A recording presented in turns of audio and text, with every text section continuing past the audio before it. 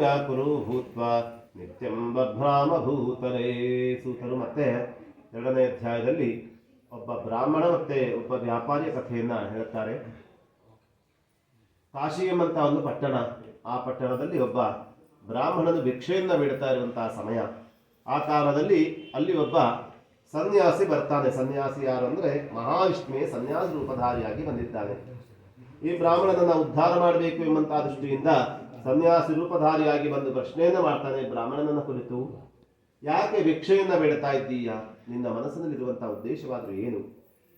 ಯಾಕೆಂದ್ರೆ ನಿನ್ನ ಕೆಲಸ ಇದಲ್ಲ, ಯಜ್ಞ ಯಾಗಾದಿಗಳನ್ನ ಅಧ್ಯಾಪನವನ್ನು ಮಾಡುವಂಥದ್ದು, ಷಟ್ಕರ್ಮ ನಿರತನಾಗಿರುವಂಥದ್ದು ನಿನ್ನ ಕಾರ್ಯ ಆದ ಮೇಲೆ ಈ ಭಿಕ್ಷೆ ಬೇಡುವಂತ ಕೆಲಸವನ್ನು ಯಾಕೆ ನೀನು ಮಾಡ್ತಾ ಇದ್ದೀಯಾ ಅಂತ ಕೇಳ್ತಾನಂತೆ. ಆ ಸನ್ಯಾಸಿ ಯಾರು? ಮಹಾವಿಷ್ಣುವೇ ಸನ್ಯಾಸ ರೂಪದಲ್ಲಿ ಬಂದಿರುವಂಥವನು. ಆಗ ಬ್ರಾಹ್ಮಣ ಹೇಳ್ತಾರಂತೆ, ಬ್ರಾಹ್ಮಣೋತಿ ದರಿದ್ರೋಹಂ ಭಿಕ್ಷಾರ್ಥಂ ಮಯಿ ಭ್ರಮೇ ಮಹೀಂ. ಎಷ್ಟೋ ವರ್ಷಗಳಿಂದ ನಾನು ಇದೇ ಕೆಲಸ ಮಾಡ್ತಾ ಇದ್ದೇನೆ.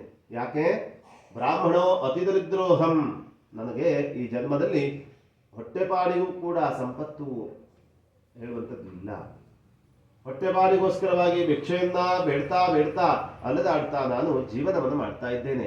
ಈ ಕಷ್ಟಕ್ಕೆ ಪರಿಹಾರ ಏನಾದರೂ ಇದ್ದರೆ ನನಗೆ ತಿಳಿಸು, ಸೂಚಿಸು ಅಂತ ಹೇಳಿ ಕೇಳಿಕೊಳ್ತಾನೆ ಆ ಬ್ರಾಹ್ಮಣನು. ಸನ್ಯಾಸಿ ಹೇಳ್ತಾನಂತೆ, ಯಾಕೆ ಎಷ್ಟೊಂದು ದುಃಖ ಪಡ್ತೀಯ?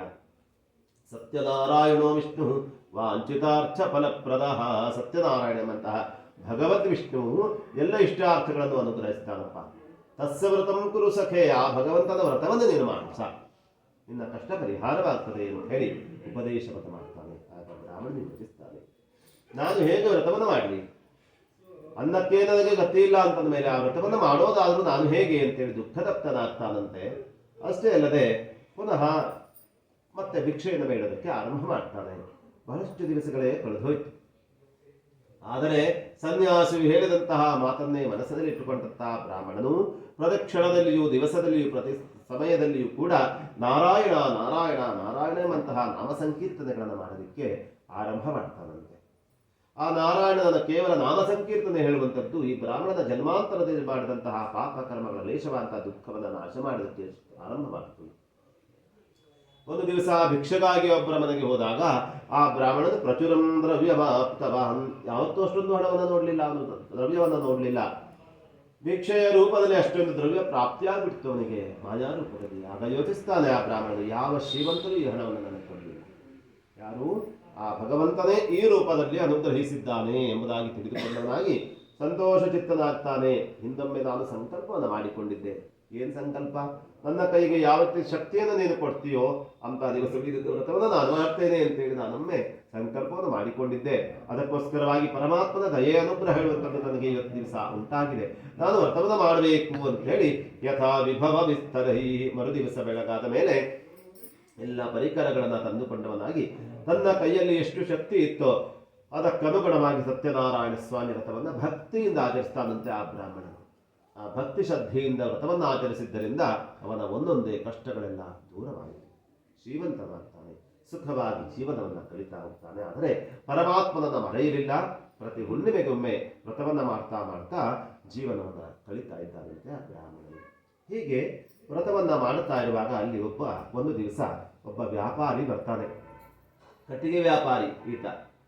ಭಾರವಾಂತ ಕಟ್ಟಿಗೆ ಹೊರೆಯನ್ನ ತಲೆ ಮೇಲೆ ಹೊತ್ತುಕೊಂಡು ಹೋಗ್ತಾ ಇದ್ದಾನೆ. ವ್ಯಾಪಾರನೇ ಆಗಿಲ್ಲ. ಅವತ್ತು ದಿವಸ ಬಾಯಾರಿಕೆ ಆಗ್ಬಿಡ್ತು, ಹಸುವಾಯಿತು. ಏನ್ ಮಾಡೋಣ? ನೋಡಿದರೆ ಬ್ರಾಹ್ಮಣನ ಮನೆ ಕಂಡು ಬಂತು. ಮನೆಯ ಒಳಗೆ ಪ್ರವೇಶ ಮಾಡುವಷ್ಟರಲ್ಲಿ ಸತ್ಯದೇವನ ವ್ರತವನ್ನು ಮಾಡುವಂಥದ್ದು ಕಂಡು ಬಂತು ಆ ವ್ಯಾಪಾರಿಗೆ. ಸತ್ಯನಾರಾಯಣನ ವ್ರತವನ್ನು ಮಾಡ್ತಾ ಇರುವಾಗ ನಾನು ಯಾಕೆ ಈ ನೀರನ್ನು ಕೇಳಿ ಅವನ ವ್ರತಭಂಗವನ್ನು ಮಾಡಲಿ ಎಂಬಂತಹ ದೃಷ್ಟಿಯಿಂದ ಸ್ವಲ್ಪ ದೂರದಲ್ಲಿ ಹೋಗಿ ಕುಳಿತುಕೊಂಡಿರ್ತಾನೆ. ವ್ರತವನ್ನು ನೋಡ್ತಾನೆ, ಕಥೆಯನ್ನ ಆಲಿಸ್ತಾನಂತೆ. ಆಗ ಅವನಿಗೆ ಮನಸ್ಸಿನಲ್ಲಿ ಆಲೋಚನೆ ಬರ್ತದೆ, ಇಷ್ಟು ವರ್ಷಗಳಿಂದ ನಾನು ಈ ಕಟ್ಟಿಗೆ ವ್ಯಾಪಾರವನ್ನು ಮಾಡ್ತಾ ಇದ್ದೇನೆ, ಯಾವ ದ್ರವ್ಯವೂ ನನಗೆ ಲಾಭವಾಗಲಿಲ್ಲ, ಕಷ್ಟವನ್ನೇ ನಾನು ಅನುಭವಿಸ್ತಾ ಇದ್ದೇನೆ. ಅಂದಮೇಲೆ ಈ ಸತ್ಯನಾರಾಯಣನ ಅನುಗ್ರಹದಿಂದ ನನಗೆ ಕಷ್ಟ ಪರಿಹಾರವಾಗ್ತದೆ ಅಂತಾದರೆ ನಾನು ಯಾತಕ್ಕೆ ವ್ರತವನ್ನು ಮಾಡಬಾರ್ದು ಅಂತೇಳಿ ಅವನಿಗೆ ಮನಸ್ಸಿನಲ್ಲಿ ಸಂಕಲ್ಪೋದಯವಾಗ್ತದೆ. ಬ್ರಾಹ್ಮಣನನ್ನ ನಮಸ್ಕಾರ ಮಾಡಿ ಕೇಳ್ತಾನೆ, ನಾನು ವ್ರತವನ್ನು ಮಾಡಬಹುದೇ ಅಂತೇಳಿ. ಆಗ ಆ ಬ್ರಾಹ್ಮಣ ಉಪದೇಶವನ್ನು ಮಾಡ್ತಾನೆ, ಯಾರು ಬೇಕಾದರೂ ಈ ವ್ರತವನ್ನು ಮಾಡಬಹುದು, ನೀನು ಕೂಡ ವ್ರತವನ್ನು ಮಾಡು, ಕಷ್ಟ ಪರಿಹಾರವಾಗ್ತದೆ ಅಂತ ಹೇಳಿದಾಗ ಸಂತೋಷಚಿತ್ತನಾಗ್ತಾನೆ ಈ ವ್ಯಾಪಾರಿ. ಪ್ರಸಾದವನ್ನ ಸ್ವೀಕರಿಸಿ ತನ್ನ ತಾನು ಮತ್ತೆ ಕಟ್ಟಿಗೆ ಹೊರೆಯನ್ನು ಹೊತ್ತುಕೊಂಡು ವ್ಯಾಪಾರಕ್ಕೋಸ್ಕರವಾಗಿ ತೆರಳುತ್ತಾನೆ. ಯೋಚಿಸ್ತಾನೆ, ನನ್ನ ಕೈಯಲ್ಲಿ ಇವತ್ತು ಶಕ್ತಿ ಇಲ್ಲ, ಪರಮಾತ್ಮ ಯಾವತ್ತು ದಿವಸ ನನಗೆ ಅನುಗ್ರಹವನ್ನು ಮಾಡ್ತಾನೋ ಅಂತ ದಿವಸವೇ ರಥವನ್ನು ಮಾಡ್ತೇನೆ ಅಂತೇಳಿ ಸಂಕಲ್ಪಿಸಿಕೊಂಡು ಶ್ರೀಮನ್ನಾರಾಯಣನ ನಾಮ ಸಂಕೀರ್ತನೆಗಳನ್ನ ಮನಸ್ಸಿನಲ್ಲಿ ಮಾಡ್ತಾ ಮಾಡ್ತಾ ವ್ಯಾಪಾರಕ್ಕೋಸ್ಕರವಾಗಿ ತೆರಳುತ್ತಾನೆ. ನೋಡಿದರೆ ಆವತ್ತು ದಿವಸ ಕಟ್ಟಿಗೆ ಹೊರೆಯನ್ನ ಯಾವುದೋ ಶ್ರೀಮಂತರು ಬಂದು ಇಳಿಸಿಕೊಂಡು ಎಷ್ಟಪ್ಪ ಅದರ ಬೆಲೆ, ಅದರ 2 ಪಟ್ಟು ಹಣವನ್ನು ನಾವು ಕೊಡ್ತೇವೆ, ನನಗೇ ಆ ಕಟ್ಟಿಗೆಯನ್ನು ಕೊಟ್ಟು ಬಿಡು ಅಂತ ಹೇಳಿ ಹೇಳಿಕೊಳ್ತಾರೆ ವ್ಯಾಪಾರಿಯಿಂದ. ಎಷ್ಟೋ ದಿವಸಗಳಿಂದ ವ್ಯಾಪಾರ ಆಗದೇ ಇರತಕ್ಕಂಥ ಕಟ್ಟಿಗೆ ಒಂದೇ ಕ್ಷಣದಲ್ಲಿ ವ್ಯಾಪಾರವಾಗಿಬಿಡ್ತು. ಅಷ್ಟೇ ಅಲ್ಲ, 2 ಪಟ್ಟು ದ್ವಿಗುಣಂ ಪ್ರಾಪ್ತವಾದ ಅಸವು ದ್ವಿಗುಣಂ ಪ್ರಾಪ್ತವ. ಈ ವ್ಯಾಪಾರಿ 2 ಪಟ್ಟು ಹಣವನ್ನು ಪಡೆದುಕೊಳ್ತಾನೆ, ಸಂತೋಷ ಚಿತ್ತನಾಗ್ತಾನೆ. ಈ ಸತ್ಯನಾರಾಯಣನ ಅನುಗ್ರಹದಿಂದಲೇ ನಿನಗೆ ಈ ದ್ರವ್ಯ ಪ್ರಾಪ್ತಿಯಾದದ್ದು ಸತ್ಯ, ಅದಕ್ಕೋಸ್ಕರವಾಗಿ ನಾನು ನಾಳೆ ಬೆಳಿಗ್ಗೆ ವ್ರತವನ್ನು ಮಾಡ್ತೇನೆ ಅಂತೇಳಿ ಬ್ರಾಹ್ಮಣರನ್ನು ಕರೆಯಿಸಿ ತನ್ನ ಕೈಯಲ್ಲಿರುವಂತಹ ಶಕ್ತಿಗೆ ಅನುಗುಣವಾಗಿ ಎಲ್ಲ ಪರಿಕರಗಳನ್ನು ತಂದುಕೊಂಡವನಾಗಿ ಸತ್ಯನಾರಾಯಣ ವ್ರತವನ್ನು ಭಕ್ತಿ ಶ್ರದ್ಧೆಯಿಂದ ಆಚರಿಸ್ತಾನಂತೆ. ವ್ರತದ ಪ್ರಭಾವದಿಂದ ಒಂದೊಂದೇ ಕಷ್ಟಗಳನ್ನು ಪರಿಹರಿಸಿಕೊಳ್ತಾನೆ. ಆ ಬ್ರಾಹ್ಮಣ ಮತ್ತು ವ್ಯಾಪಾರಿ ಇಬ್ಬರು ಕೂಡ ಇಹದಲ್ಲಿ ಸುಖಂ ಭುಕ್ತ್ವ ಚಾಹೆ ಚಾಂತೆ ಸತ್ಯಪರಮಲ್ಲಿ, ಇಹಲೋಕದಲ್ಲಿ ಎಲ್ಲ ರೀತಿಯಂತಹ ಸೌಖ್ಯ ಸಂಪತ್ತುಗಳನ್ನು ಪಡೆದುಕೊಂಡವರಾಗಿ ಅಂತ್ಯಕಾಲದಲ್ಲಿ ಸತ್ಯನಾರಾಯಣನ ಸಾಹಿತ್ಯವನ್ನು ಪಡೆದುಕೊಳ್ಳುತ್ತಾರೆ ಅಂತ ಹೇಳುತ್ತಾ ಸೂತ ಪುರಾಣಿಕರು ಶವನಕಾದಿ ಮಹಾಮನಿಗಳಿಗೆ ದ್ವಿತೀಯೋಧ್ಯಾಯಕ್ಕೆ ಮಂಗಲವನ್ನು ಹೇಳುತ್ತಾರೆ. ಸತ್ಯಾಸ್ತಂ ತ್ವೇಜಮಾನಸ್ಯ ಕಾಮ